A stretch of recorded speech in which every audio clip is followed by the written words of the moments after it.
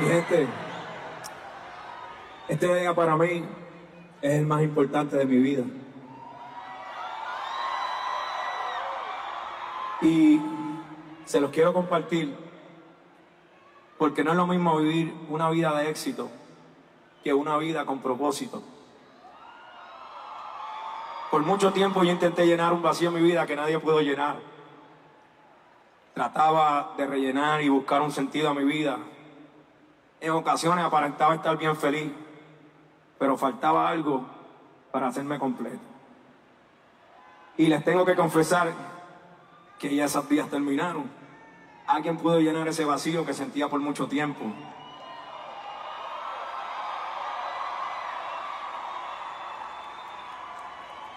Me pude dar cuenta que para todos era alguien, pero yo no era nada sin él. Pude recorrer el mundo durante años, ganar muchos premios, aplausos y elogios, pero me di cuenta de algo que dice la Biblia. ¿De qué le vale al hombre ganar el mundo entero si pierde su alma? Por eso esta noche reconozco y no me avergüenzo en decirle al mundo entero que Jesús vive en mí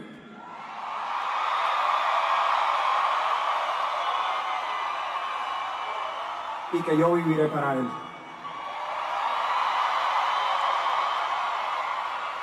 La Biblia dice, todo aquel que lo reconozca en público aquí en la tierra, también lo reconocerá delante de mi Padre. Muchas gracias. Ahora, el que me conoce por Daddy Yankee, que diga es Daddy Yankee en Cristo, Raymond Ayala en Puerto Rico. Se acabó una historia y va a comenzar una nueva historia, un nuevo comienzo.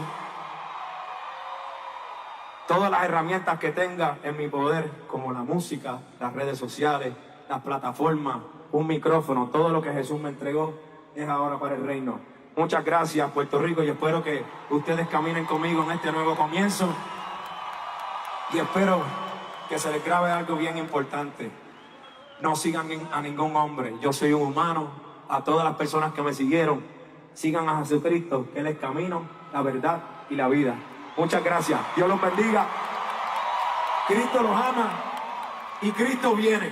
No lo olviden. Dios los bendiga. Feliz Navidades. Los amo, Puerto Rico. Y que así mismo, Jesús, como tú me permitiste por tu misericordia recorrer el mundo, en tu misericordia, Padre, que así tú me permitas desde Puerto Rico evangelizar el mundo. Amén. Gracias, Jesús. Dios los bendiga. Raymond Ayala. Gracias, Puerto Rico. Amén. Feliz sábado. Que Dios les bendiga. Amén. Que la gracia del Señor esté con ustedes. Gozosos de, primeramente, abrir nuestros ojos cada mañana y de la oportunidad que tenemos de reunirnos libremente para estudiar la palabra del Señor. Escuchábamos el himno, un himno no muy conocido. Hay muchos himnos que no conocemos y quizá, hermanos, nos estamos perdiendo, ¿no?, de mucha bendición, porque tenemos que ir practicándolos, tenemos que ir desempolvando todos esos himnos que están allí. Este himno mencionaba que el autor pedía que Cristo confiese su nombre delante del Padre. Ustedes saben que pasó esta semana, la semana pasada, en realidad, pasó un hecho muy llamativo, llamó mucho la atención al mundo en general y al mundo cristiano sobre todo, que fue la confesión pública de un artista muy famoso de aquí de Puerto Rico, acerca de Cristo Jesús, ¿sí?, conocido como Daddy Yankee, un cantante de reggaetón, ¿sí?, que es muy famoso, es muy conocido, y en su último concierto, en su concierto de despedida, al final se puso a hablar de su testimonio personal delante de las personas, delante del público, despidiéndose para siempre de lo que él había hecho toda su vida y diciendo que iba a comenzar una nueva vida. Fue muy llamativo porque los medios de comunicación prácticamente no hablaron de su concierto. Ningún medio de comunicación habló de lo que él cantó, de cómo estuvo el show, de los artistas que estuvieron invitados, porque hubieron artistas invitados. La mayoría de los medios de comunicación transcribieron textualmente todo lo que él había dicho al final del concierto. Y la reacción del mundo cristiano no se hizo esperar. ¿Y cuál piensan ustedes que fue la reacción del mundo cristiano? Bueno, hubo diferentes opiniones, ¿sí? Algunos se gozaron, otros se extrañaron y otros de manera totalmente escéptica dijeron eso no es verdad. Qué interesante, ¿no, hermanos? Las cosas que suceden y cómo podemos llegar a reaccionar nosotros. Nosotros sabemos que hay artistas que glorifican a Satanás abiertamente, ¿no? En sus shows hablan de Satanás, hablan de la maldad, hablan de la corrupción, se visten de una manera para deshonrar a Dios, para degradarse a sí mismos, degradando a las mujeres, etcétera, etcétera. Y vemos eso y nosotros decimos esto es obra de Satanás. Pero cuando alguien habla de Cristo, nos cuesta creer y nos cuesta aceptar.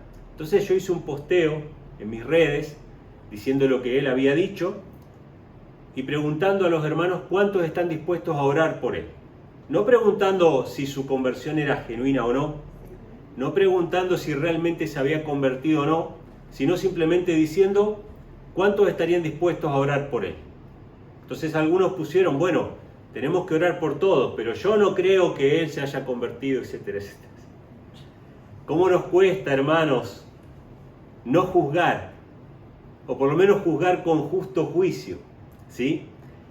Yo no recuerdo todas las palabras que él dijo, pero realmente eran muy interesantes las palabras que él dijo. No fueron cualquier cosa, no fue un sentimentalismo. Él dijo realmente que todo el mundo sabía quién era él y todo el mundo creía que él era importante, pero él sabía que no era nada sin Cristo. Él le dijo a toda esa gente que no sigan a hombres, que sigan a Cristo. Él dijo por medio de carteles y por medio de su voz, Cristo viene pronto, Cristo te ama. Y una de las cosas que más me llamó la atención, hermanos, que dijo es, como reclamando una promesa, como diciéndole a Dios, Señor, yo te reclamo esto, que es lo que muchos de nosotros nos cuesta hacer. Él dijo, la Biblia dice que si yo confieso a Cristo delante de los hombres, Cristo me va a confesar delante de su Padre. Que es lo que cantamos recién, hermano. El cantante, el autor del himno que cantamos recién, le pide a Cristo que lo confiese delante del Padre, refiriéndose a un juicio que va a haber. Porque nuestro mensaje es, la hora de su juicio ha llegado.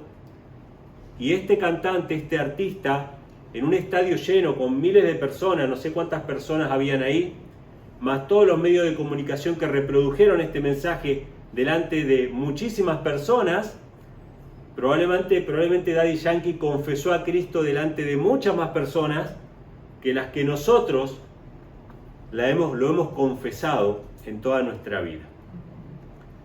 Obviamente, a mayor luz, mayor responsabilidad. Dios le va a ir dando luz y él va a tener que ir reformando su vida con respecto a la luz que reciba. Yo no voy a juzgarlo a él porque yo sé que hay un juicio, pero él hizo algo, hermanos, que nosotros tenemos que hacer. Confesar a Cristo delante de los hombres para que Cristo nos confiese delante del Padre en el juicio. A mí realmente me llamó mucho la atención lo que sucedió y realmente está en mis oraciones. ¿Por qué? Porque el mensaje, la influencia, yo no sé cuánta de esa gente que fue a ese concierto volvió a su casa meditando y pensando lo que recibieron cuando eran chicos en la iglesia, las oraciones de sus madres, el testimonio que recibieron en otro momento y ellos lo rechazaron, pensando que seguir al mundo era mejor, y ahora se dan cuenta que un gran referente del mundo, que tuvo todo, que recibió todo, recibió el aplauso, el reconocimiento, el dinero, recibió todo, cumplió todos sus sueños, y seguía estando ¿cómo? Vacío. Qué testimonio más poderoso, hermano. Yo no sé lo que va a pasar, también se convirtió otro cantante llamado Farruko y otros más que se han convertido. No sabemos lo que va a pasar. No sabemos si cuando las papas quemen van a seguir confesando a Cristo. No sabemos si cuando aprieten los zapatos, cuando vengan los problemas, cuando venga la discriminación, seguirán haciéndolo. Pero esperamos que así sea. Amén. Y nosotros, hermanos, tenemos que predicar acerca de un juicio. En Apocalipsis 14, pueden buscar algunos textos y si no llegan, porque voy a ir tirando varios textos en esta mañana, pueden ir anotándolos. Pero Apocalipsis 14, 6, versículos 6 y 7, nos habla del mensaje que nosotros tenemos que dar, hermanos. Y muchos no conocen este mensaje porque no se ha leído o no se ha dado los detalles acerca de este mensaje. Todos sabemos que va a haber un juicio, pero no sabemos de qué manera se está llevando a cabo ese juicio. No sabemos de qué manera Dios está investigando cada caso. Apocalipsis 14, 6 y 7 dice así: y vi otro ángel volar por en medio del cielo que tenía el evangelio eterno para predicarlo a los moradores de la tierra, a toda nación, tribu, lengua y pueblo, diciendo en alta voz: temed a Dios y dadle gloria, porque la hora de su juicio ha venido, y adorad a aquel que hizo el cielo, la tierra, el mar y las fuentes de las aguas. Este es el mensaje del primer ángel, de los tres ángeles, que está en Apocalipsis 14, y es el mensaje que tenemos que dar al mundo. Tenemos que hablar de que llegó la hora del juicio. No que va a haber un juicio en el futuro, sino que ya llegó la hora del juicio. La hora de su juicio ha llegado, ¿sí? Ahora, este juicio está basado, y tenemos que entender esto, hermanos, este juicio está basado en libros. Hay libros de registros, hay libros que tienen nuestros nombres y hay libros que tienen registros de nuestros actos. Y no solamente nuestros actos públicos, no solamente lo que hacemos abiertamente, lo que confesamos públicamente. Por eso está bien, tenemos que confesar a Cristo públicamente, pero todo va a ser llevado a juicio, aún las cosas que no hagamos públicamente y lo que digamos inclusive, hasta las palabras que nosotros decimos, ¿sí?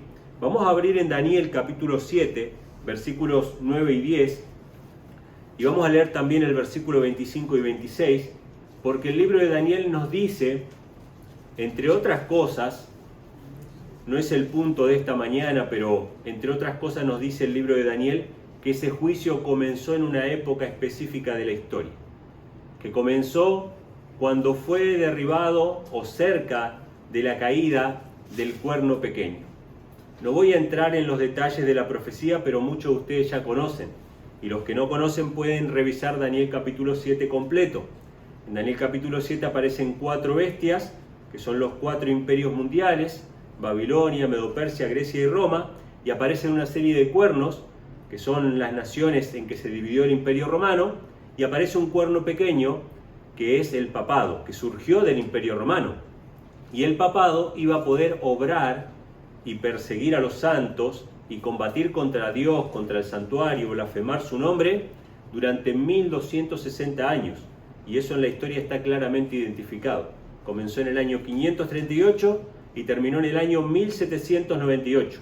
O sea que en la caída del cuerno pequeño, después del año de 1798, iba a comenzar el juicio.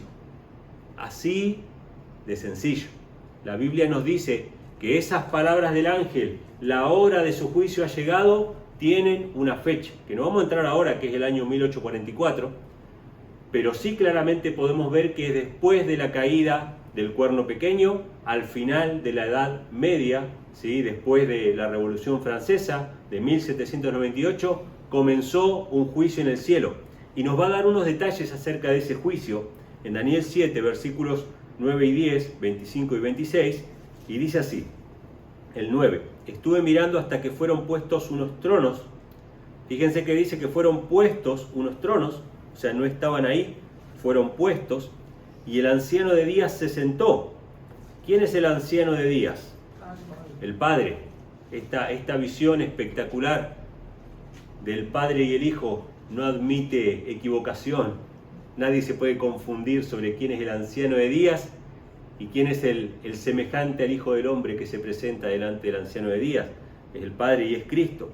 Estuve mirando hasta que fueron puestos tronos y el Anciano de Días se sentó, cuya vestidura era blanca como la nieve y el cabello de su cabeza como lana pura. Su trono era como llama de fuego y sus ruedas como fuego ardiente.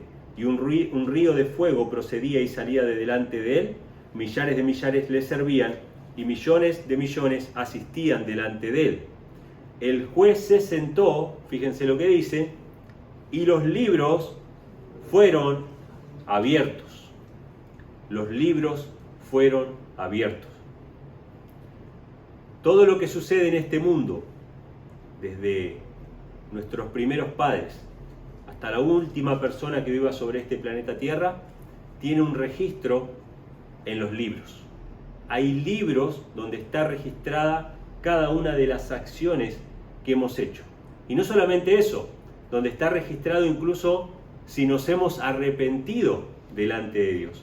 Y hay un libro especial, que lo vamos a ver ahora a continuación, que es el libro de la vida, donde están anotados todos aquellos que han sido perdonados y que han sido redimidos. Y a nosotros nos interesa que nuestro nombre esté en ese libro, ¿sí? Entonces, lo vuelve a repetir en el versículo 25 y versículo 26, que dice así: hablará palabras contra el Altísimo, hablando del cuerno pequeño que era el Papa. A los santos del Altísimo afligirá y pensará en mudar los tiempos y la ley, y serán entregados en su mano hasta un tiempo, tiempos y el medio de un tiempo. Pero se sentará el juez, le quitará su dominio para que sea destruido y arruinado hasta el extremo. Fíjense qué interesante, el cuerno pequeño o el papado se iba a levantar contra Dios, iba a pensar en cambiar la ley de Dios. Es importante la ley de Dios porque la vamos a ver más adelante y su relación con el juicio. Es importante la ley de Dios para poder saber qué es correcto y qué no es correcto. Cuando ustedes van a un lugar donde se va a celebrar un juicio, hay un juez, ¿sí? Se abren los libros que son las evidencias de lo que se hizo y lo que no se hizo, y todo eso es juzgado conforme a ¿qué? Conforme a la ley del país. Si la ley del país dice que lo que está registrado acá es delito, esa persona sale culpable, ¿sí? Entonces hay una ley y el cuerno pequeño quería cambiar los tiempos y la ley, pero dice que se sentará el juez, le quitará su dominio para que sea destruido y arruinado hasta el fin. Ese se sentará el juez es que comenzó el juicio, ¿sí? Después de la caída del cuerno pequeño. Ahora, vamos a ver este tema de los libros en Apocalipsis capítulo 20, versículo 12. Apocalipsis capítulo 20, versículo 12, que nos habla acerca del fin del tiempo, del momento en que van a ser entregados los galardones a cada uno conforme sea su obra. Es muy interesante esto, ¿no? Cada vez que la Biblia habla acerca del galardón o del pago final, lo que va a determinar el pago de cada uno es conforme a sus obras. Por eso es importante las obras, ¿sí? El apóstol Santiago nos habla de que la fe sin obras es muerta, porque mucha gente había tomado las palabras del apóstol Pablo, ¿no? Que decía, justificados por la fe sin las obras, y la gente pensaba que no tenía que obedecer los mandamientos, ¿sí? Entonces Santiago tiene que explicar de que sí somos justificados por la fe y que como consecuencia vienen las obras. Y en Apocalipsis capítulo 20, versículo 12, dice así: vi a los muertos grandes y pequeños de pie ante Dios, y los libros fueron abiertos, y otro libro fue abierto. Fíjense que están los libros y está el libro. Dice, otro libro fue abierto, el cual es el libro de la vida, y fueron juzgados los muertos por las cosas que estaban escritos en los libros según sus obras. ¿Sí? Hermanos, nosotros tenemos en la mente, y el mundo sobre todo tiene en la mente, y a mí me gustaría que este video después lo pueda ver gente, ¿no? que ha escuchado este mensaje, que por ahí no está tan interiorizado con las cosas de la Biblia, y creen que la justicia de Dios es una justicia como la humana, La justicia humana no juzga pensamientos, no juzga intenciones, no juzga el íntimo del corazón humano, solamente juzga los hechos concretos, ¿sí? De hecho, hasta ahí hay debates sobre este tema, ¿no? Hasta qué punto la ley civil tiene que castigar las intenciones. De hecho, hay un debate muy fuerte ahora en los medios de comunicación sobre lo que significa el discurso de odio. Porque hay mucha gente que dice que debe ser penalizado como un delito el discurso de odio, es decir, lo que alguien dice. Y ahí entra otro debate, qué es discurso de odio y qué no. Entonces, los gobiernos tienen un límite para castigar la maldad, ¿no? O sea, si yo tengo el deseo de matar a alguien, la ley civil no me puede castigar. Pero si yo mato a ese fulano, la ley civil me va a castigar. En el juicio de Dios las cosas no son así. En el juicio de Dios va a salir a flote las intenciones ocultas del corazón humano. Para el juicio de Dios no existe impunidad. Y nosotros sabemos que en nuestra tierra existe impunidad. Yo sé que hay muchas personas que trabajan en los juzgados, abogados, fiscales, policías, funcionarios públicos, que hacen lo mejor posible para garantizar la justicia. Hay otros que no, hay otros que son corruptos, pero hay muchos que Dios utiliza para garantizar lo mejor posible la justicia, para que cada uno reciba conforme a sus obras, pero no pueden hacerlo al 100%. Y siempre hay impunidad, siempre hay cosas que quedan ahí, que no se supo más nada, que no se hizo más nada, y sabemos que el culpable está suelto y que la víctima quedó sin justicia. Para Dios no va a ser así. Dios va a sacar incluso las intenciones de nuestro corazón, y nos menciona acá que hay un libro de la vida y también están los libros. En los libros están registradas las acciones, y en el libro de la vida están anotados aquellos que se arrepintieron de sus pecados y que van a recibir la vida eterna. A nosotros nos interesa que nuestro nombre esté escrito en el libro de la vida y que nuestros pecados sean borrados de los otros libros. Vamos a leer otro pasaje que está en Lucas, capítulo 10, versículo 20.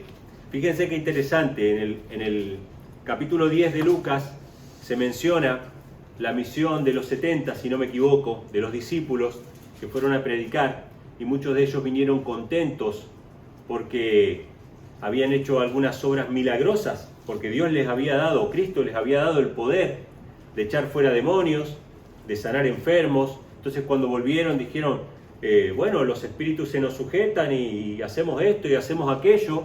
Y fíjense lo que Cristo les respondió en Lucas capítulo 10, versículo 20.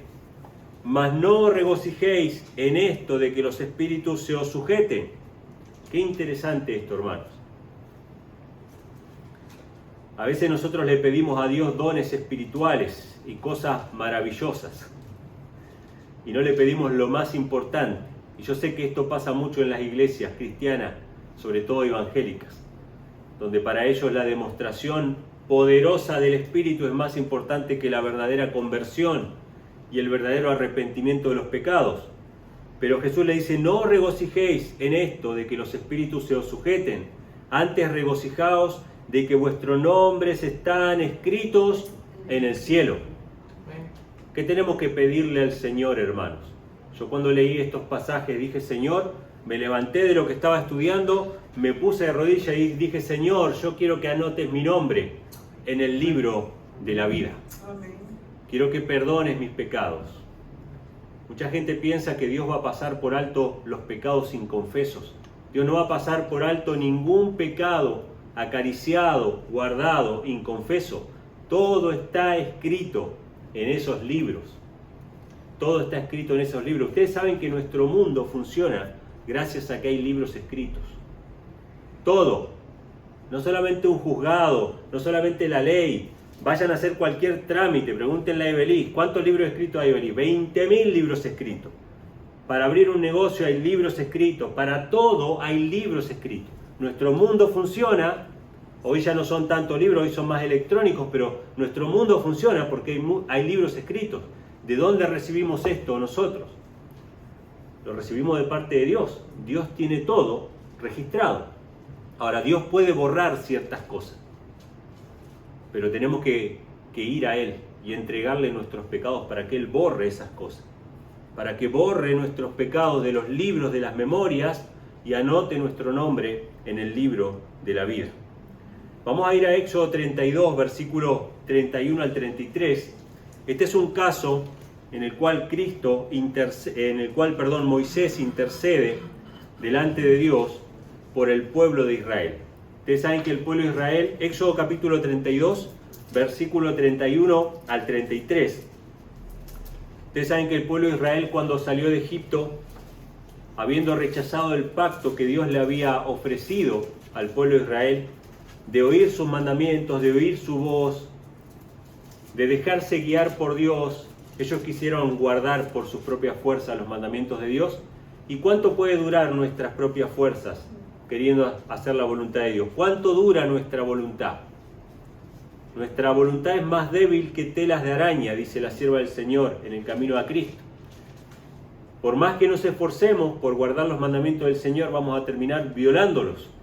Y así fue que pasó con el pueblo de Israel cuando se ausentó Moisés. Durante 40 días hicieron un becerro de oro y terminaron adorando ese becerro y haciendo otro tipo de cosas también, ¿sí? No fue solamente la adoración al becerro, hubo borracheras, hubo orgías, hubo, todo tipo de desenfreno. Entonces Dios dijo que iba a destruir a todo el pueblo, que Dios iba a levantar una gran nación a raíz de Moisés. Y fíjense lo que dijo Moisés, Éxodo 32, versículos 31 al 33. Entonces volvió Moisés a Jehová y dijo: Te ruego pues, este pueblo ha cometido un gran pecado, porque se hicieron dioses de oro, que perdones ahora su pecado, y si no, fíjense el amor que tenía Moisés por el pueblo de Israel, y si no, ráeme ahora de tu libro. ¿De qué libro, hermanos? Del libro de la vida. Ráeme ahora de tu libro que has escrito. Y Jehová respondió a Moisés: Al que pecare contra mí, a éste raeré yo de mi libro. ¿Cuál es la condición, hermanos, para estar en el libro de la vida? No pecar contra Dios, arrepentirnos de nuestros pecados. Pero el que pecare contra Dios, dice que Dios lo va a raer de su libro. No estás en la lista. No forma parte de la familia del Señor. Qué tremendo, hermanos. Vamos a leer otro texto que está en Apocalipsis, capítulo 3, versículo 5. Esta es una de las cartas a las iglesias. Y ustedes saben que en cada una de las cartas a las iglesias hay una promesa para los vencedores. Al que venciere le daré un nombre nuevo. Al que venciere le daré que se siente conmigo en mi trono. Al que venciere, etcétera, etcétera. Pero Apocalipsis 3:5, fíjense lo que dice. El que venciere será vestido de vestiduras blancas. ¿Cómo podemos vencer, hermanos? Tenemos que vencer en el nombre de Jesús, confiando en su misericordia, confiando en su amor, entregándole nuestro corazón plenamente, apartándonos del pecado. Al que venciere será vestido de vestiduras blancas, y no borraré su nombre del libro de la vida, y confesaré su nombre delante de mi Padre y delante de sus ángeles. Qué tremendo, hermanos. Este es el reclamo que le hizo Daddy Yankee a Dios en público. Le dijo: Señor, yo voy a confesar tu nombre delante de los hombres para que Cristo confiese mi nombre delante del Padre. ¿Sí? Nosotros tenemos que hacer ese mismo reclamo. Al que venciere, dice que le va a dar vestiduras blancas, que son las obras justas, es la obediencia, un nuevo corazón, y no borraré su nombre del libro de la vida, y confesaré su nombre delante de mi Padre y delante de sus ángeles. Hermanos, tenemos que entender que este juicio se está llevando a cabo en este mismo momento. Todos aquellos que confiesen a Cristo por la fe, que reciban el sacrificio de Cristo en sus vidas, que pidan perdón a Dios de corazón y se aparten del pecado, su nombre va a estar escrito en el libro de la vida. Pueden tener esa certeza, pueden aceptarlo por la fe, de la misma manera que el ladrón en la cruz. El ladrón en la cruz no tuvo más que hacer que aceptar la promesa del Señor. Cuando Él le dijo, acuérdate de mí cuando vengas en tu reino, Jesús le dijo, de cierto te digo hoy que tú estarás conmigo en el paraíso. Ese hombre murió con la certeza, no con ninguna garantía, no le firmó ningún papel, no vio ningún milagro, no hubo una liberación de su sufrimiento, Dios no le quitó la consecuencia de su pecado. Así que todos aquellos que piensan que porque Cristo les va a perdonar los pecados, se van a librar de las consecuencias del pecado, tengo malas noticias, eso no va a ser así, pero van a tener la promesa de la vida eterna en la redención, en el día de la resurrección. ¿Sí? Podemos tener la certeza. Él no vio ninguna otra cosa que garantizara que esa promesa se iba a cumplir, pero la creyó. Nosotros tenemos que creer que nuestro nombre es escrito en el libro de la vida. Vamos a leer otro pasaje, hermanos, que habla acerca de sobre qué cosas se va a hacer el juicio. Mateo capítulo 12, versículos 36 y 37. Mateo capítulo 12, versículo 36 y 37, que dice así: pero yo os digo que de toda palabra ociosa que los hombres hablaren, fíjense, ¿sobre qué va a ser el juicio, hermanos? No es solamente sobre nuestros actos, es sobre nuestras palabras. Lo que pasa es que las palabras que nosotros decimos reflejan lo que hay ¿dónde? En nuestro corazón. De la abundancia del corazón habla la boca. Por lo tanto, todas las palabras que nosotros digamos van a ser en juicio contra nosotros. A mí me sorprendió ver a tantos cristianos juzgar tan severamente a una persona. Somos muy duros, hermanos, para juzgar. Y ustedes saben que todas esas palabras, ¿contra quién van a ir? Contra nosotros mismos. Con el mismo juicio que vosotros juzgáis, seréis juzgados. Qué tremendo, hermano. Dice Jesús en Mateo 12, 36, 37, pero yo os digo que de toda palabra ociosa que los hombres hablaren, de ella darán cuenta en el día del juicio, porque por tus palabras serás justificado y por tus palabras serás condenado. ¿Qué nos conviene, hermanos? ¿Nos conviene ser estrictos o nos conviene ser misericordiosos con los demás?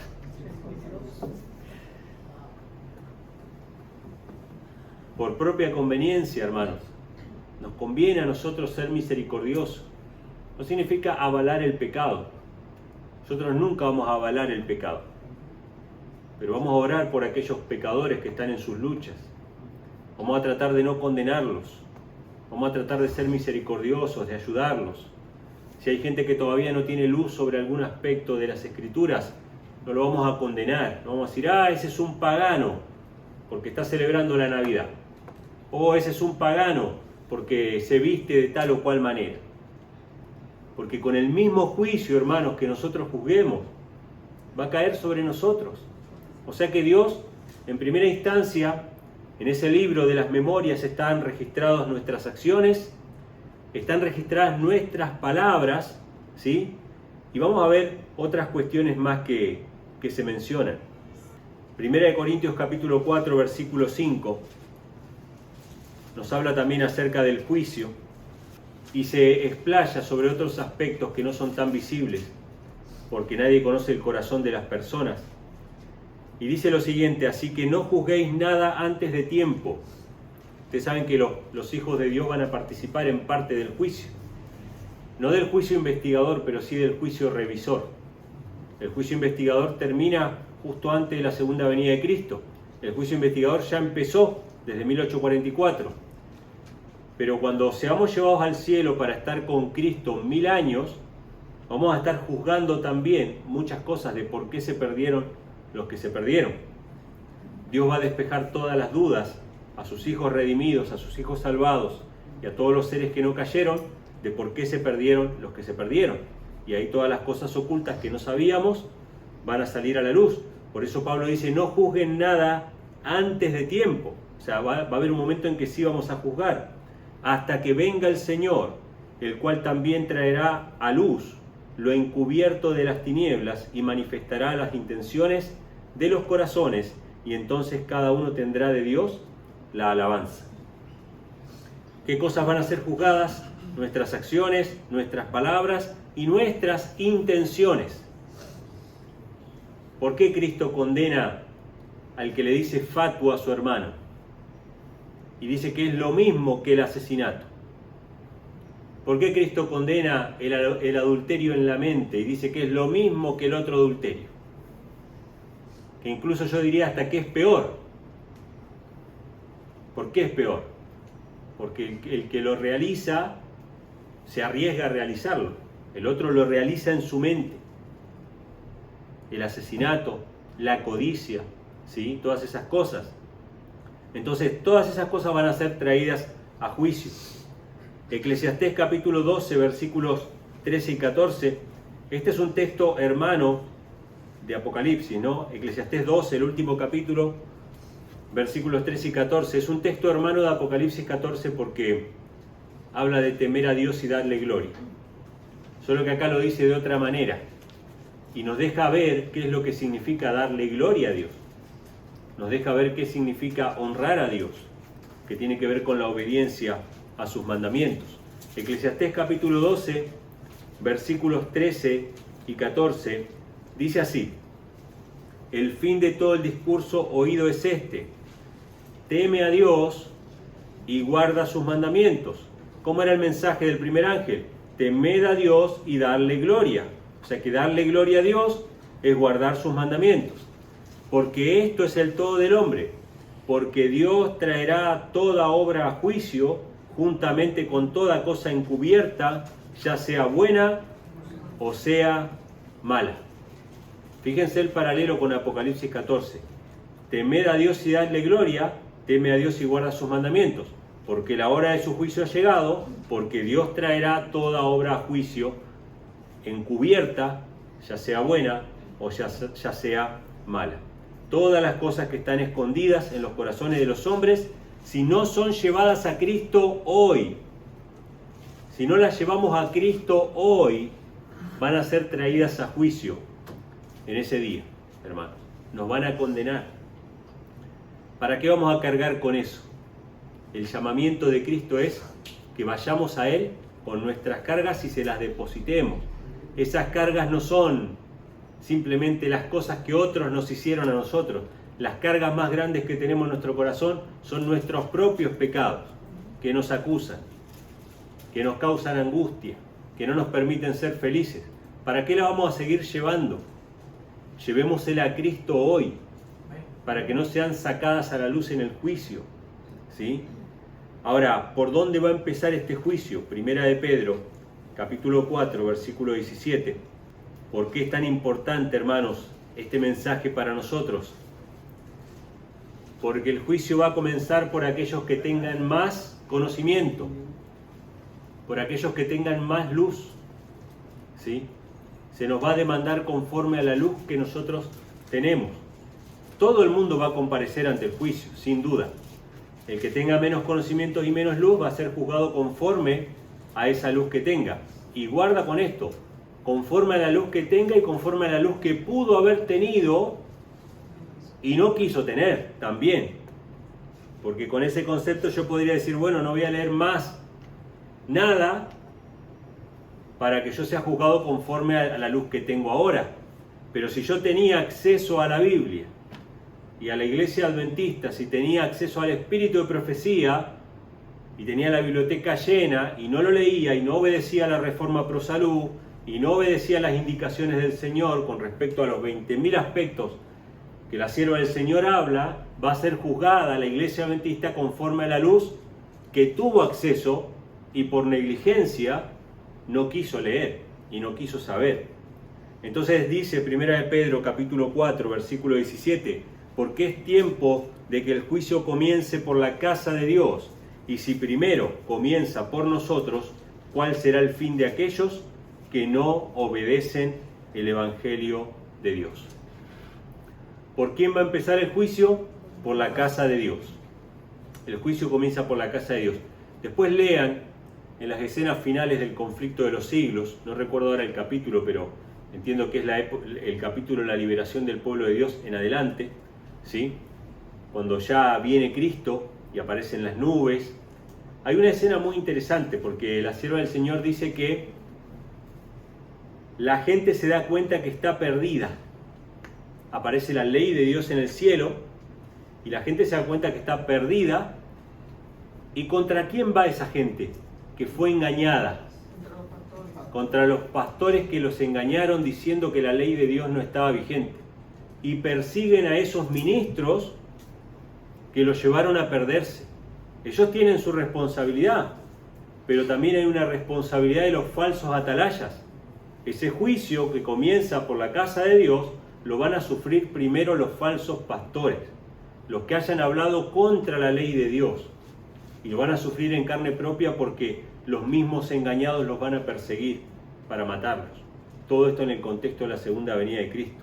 Ahora, vamos a leer otro pasaje que nos habla acerca de cuál es la regla del juicio. Romanos capítulo 2, versículos del 12 al 16.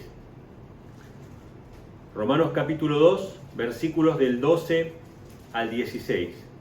Allí se nos habla acerca de cuál es la regla, de cuál es la norma, que lo estuvimos mencionando, ¿no? Lo mencionaba el texto de Eclesiastés también, que decía: teme a Dios y guarda sus mandamientos, porque Dios va a traer toda obra a juicio. ¿Cómo vamos a ser juzgados? Vamos a ser juzgados por la ley de Dios, ¿sí? Romanos 2, versículo 12 al 16 dice: porque todos los que sin ley pecaron, sin ley también perecerán. Y todos los que en ley pecaron, por la ley serán juzgados. Porque no son los oidores de la ley los justos para con Dios, sino los hacedores de la ley serán justificados. ¿Sí? ¿Con qué vamos a ser juzgados? Con la ley. ¿Quiénes van a ser justificados delante de Dios? Los que obedezcan esa ley, no los que la escuchen. Y ahora habla acerca de los gentiles, de aquellos que por ahí nunca escucharon la palabra del Señor. Dice: porque cuando los gentiles que no tienen ley, escuchen esto, hacen por naturaleza lo que es de la ley, estos no teniendo ley, son ley a sí mismos. Interesante. Una vez me preguntaron, ¿no?, qué va a pasar con aquellas tribus que vivieron aisladas de Occidente, que no recibieron nunca un misionero que les llevara la Biblia. Dios, por medio de su Espíritu, habló a sus corazones y les marcó algunos aspectos de la ley de Dios. Y ellos van a ser juzgados conforme a la ley que Dios les mostró a través de su Espíritu. Y ellos van a saber lo que es bueno, y ellos van a saber lo que es malo, y van a ser juzgados también conforme a eso. Entonces dice, versículo 14, porque cuando los gentiles que no tienen ley hacen por naturaleza lo que es de la ley, estos, no teniendo ley, son ley a sí mismos, mostrando ellos la obra de la ley escrita en sus corazones, dando testimonio su conciencia y sus pensamientos, acusándose o aún excusándose unos a otros, en el día que Dios juzgará por Jesucristo los secretos de los hombres conforme a mi evangelio. Todo va a ser juzgado, aún las personas que han crecido sin el conocimiento del Señor. Van a recibir un juicio conforme a la luz que tuvieron acerca de los principios de Dios. Y vamos a leer un texto más que está en Santiago, capítulo 2, versículo 10 al 13. Santiago, capítulo 2, versículo del 10 al 13. Santiago es uno de los que más habla acerca de la importancia de la ley de Dios y de la importancia de las obras. Porque en cada uno de los pasajes que leímos acerca de un juicio, ese juicio está basado en nuestras obras. Esas obras están registradas en los libros de las memorias, ¿sí?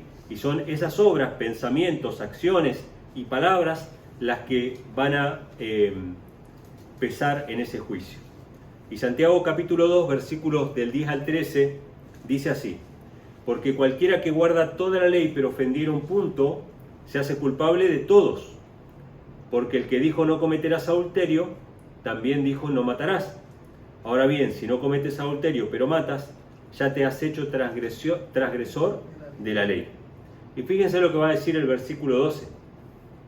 Así hablad y así haced como los que habéis de ser juzgados por la ley de la libertad. Porque juicio sin misericordia se hará con aquel que no hiciere misericordia, y la misericordia se gloría contra el juicio. Varias cosas hay en este pasaje, hermanos. Primeramente, nos deja saber que la ley en el Nuevo Testamento son los mismísimos 10 mandamientos que aparecen en el Antiguo, porque dice no matarás, no cometerás adulterio. Dice que son 10, ¿sí? Pero que si fallamos en uno, nos hacemos culpables de todos. Menciona que vamos a ser juzgados por la ley de la libertad, que esa ley justamente es la que nos hace libres, hermanos. Cristo nos hace libres para obedecerle, ¿sí? Guardar los mandamientos nos hace vivir en libertad, así lo dicen los Salmos. Y aparte dice, porque juicio sin misericordia se hará con aquel que no hiciere misericordia, y la misericordia se gloría contra el juicio. Refrenemos nuestra lengua, hermanos, a la hora de juzgar. Porque juicio sin misericordia se va a hacer para aquellos que no tengan misericordia. Ahora, ¿queremos nosotros alcanzar misericordia? Vamos a leer Proverbios capítulo 28, versículo 13. Proverbios capítulo 28, versículo 13, nos menciona que podemos alcanzar hoy día, hermanos, la misericordia. Y hago el llamado a todos aquellos que están viendo este video, que vayan a verlo también más adelante, a todos los que estamos aquí, que yo sé que muchos de nosotros cargamos con cosas en nuestros corazones. ¿Cómo podemos hacer para alcanzar misericordia? Proverbios 28:13 dice, el que encubre sus pecados no prosperará. El que encubre sus pecados no va a prosperar, no va a salir adelante, va a seguir siempre en lo mismo. Quizá haya algo en nuestros corazones, hermanos, que todavía lo estamos encubriendo. No lo encubramos más. Dice, más el que los confiesa, y no solamente los confiesa, y se aparta del pecado, alcanzará misericordia. ¿Qué debemos hacer, hermanos, para alcanzar la misericordia del Señor? Confesar nuestros pecados y apartarnos de Él. Pidámosle fortaleza al Señor para poder empezar una vida nueva, ¿sí? Dice el Señor en Isaías capítulo 43, versículo 25, Yo soy el que borró tus rebeliones por amor de mí mismo, y no me acordaré de tus pecados. Si nosotros confesamos a Cristo, hermanos, como nuestro Señor y Salvador, Él puede borrar nuestras rebeliones, y no solamente borrarlas, sino nunca más recordar esos pecados, por amor de sí mismo. Esos libros de las memorias van a quedar borrados de nuestras acciones pecaminosas. Y quisiera terminar con un pasaje que está en Primera de Juan. Primera de Juan capítulo 1, versículo 9. Vamos a leer el versículo 9 y vamos a leer del capítulo 2, del versículo 1 al 5, prácticamente todo corrido. Primera de Juan capítulo 1, versículo 9 y capítulo 2, versículos del 1 al 5. Que ahí nos habla acerca del poder de Cristo para perdonar nuestros pecados. Dice así, si confesamos nuestros pecados, como decía Proverbios, si confesamos y nos apartamos del pecado, dice, Él es fiel y justo para perdonar nuestros pecados y limpiarnos de toda maldad. Fíjense que hay dos cosas que hace Cristo en nuestra vida. No solamente nos perdona del pecado, sino que nos limpia de toda maldad. Él puede limpiar tu corazón. Si venís cargando con un pecado acariciado durante toda tu vida, cuando se lo entregues a Cristo, es como cuando nosotros limpiamos nuestra casa, cuando nosotros hacemos una limpieza profunda en nuestro hogar, ¿sí? Nos cuesta al principio porque no sabemos por dónde empezar, no sabemos por dónde arrancar, y nos cuesta ir a Cristo y confesarle nuestros pecados porque nos sentimos indignos, pero justamente así es como tenemos que ir, indignos. Nos cuesta porque nos avergüenza, y es justamente así como tenemos que ir, con vergüenza por el pecado. Pero una vez que nosotros limpiamos la casa, Y ya cuando limpiamos esa parte decimos, bueno, pero esta otra parte no puede quedar así porque fíjense qué bonito que quedó esto. Empezamos a limpiar y a sacar y a sacar. Y cuando limpiamos nuestra casa, ¿cómo afecta nuestro estado de ánimo? Nos cambia totalmente cuando limpiamos nuestra casa. ¿Qué pasa con las casas de las personas que son depresivas? Están oscuras, están sucias, están cerradas, no circula el aire y es un círculo vicioso que no se termina. Pero cuando esa persona, en el nombre de Cristo Jesús, toma la iniciativa de cambiar su vida, que equivale a limpiar su casa, ¿sí? La casa es un símbolo de nuestra vida, por eso antes de morir hay que poner la casa en orden. Cuando esa persona empieza, esa limpieza va afectando positivamente su vida. Y entonces quiere mejorar esto otro, y quiere mejorar aquello. Cuando vos vayas a Cristo para confesarle tus pecados, por más que te cueste, Dios va a poner el querer y el hacer por su buena voluntad para que vivas una vida de obediencia perfecta. ¿Sí? Entonces dice, Él es fiel y justo para perdonar nuestros pecados y limpiarnos de toda maldad. Hijitos míos, capítulo 2, versículo 1. Hijitos míos, estas cosas os escribo para que no pequéis. Para que no pequéis. ¿Qué pasa si pecamos? Esos pecados quedan registrados en el libro de las memorias. Y dice, pero si alguno hubiere pecado, abogado tenemos para con el Padre a Jesucristo el justo. Amén. Pidámosle al Señor que borre esos pecados, que los limpie por el poder de su sangre, que anote nuestro nombre en el libro de la vida y que nos dé el poder para vencer el pecado. Él es la propiciación por nuestros pecados, y no solamente por los nuestros, sino también por los de todo el mundo. Y en esto sabemos que nosotros le conocemos si guardamos sus mandamientos. ¿Quieres saber si Cristo está obrando en tu corazón? Él te va a dar el deseo de guardar sus mandamientos. En esto conocemos, ¿no? Si estamos en Él, que guardamos sus mandamientos. El que dice yo le conozco y no guarda sus mandamientos, el tal es mentiroso y la verdad no está en él. Pero el que guarda su palabra, verdaderamente el amor de Dios se ha perfeccionado en él. Por esto sabemos que estamos en él. Hermanos, tenemos que predicar que la hora de su juicio ha llegado. El juicio comenzó ya hace mucho tiempo. Probablemente nuestros nombres estén pasando en revisión en este momento.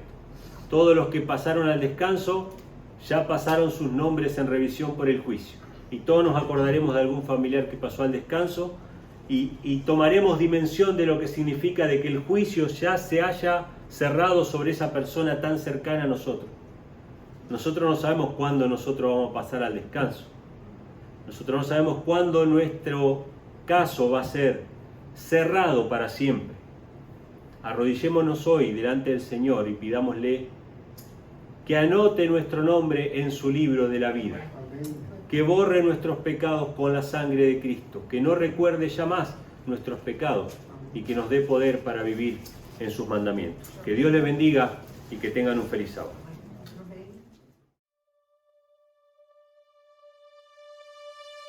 El libro El conflicto final anticipa la crisis que pronto sobrevendrá en el planeta Tierra. La última batalla entre el bien y el mal está a punto de desencadenarse. Este libro revela la verdadera naturaleza del Armagedón y lo que la Biblia dice sobre el fin del mundo. Obtén tu copia totalmente gratis para que puedas decidir de qué lado estarás.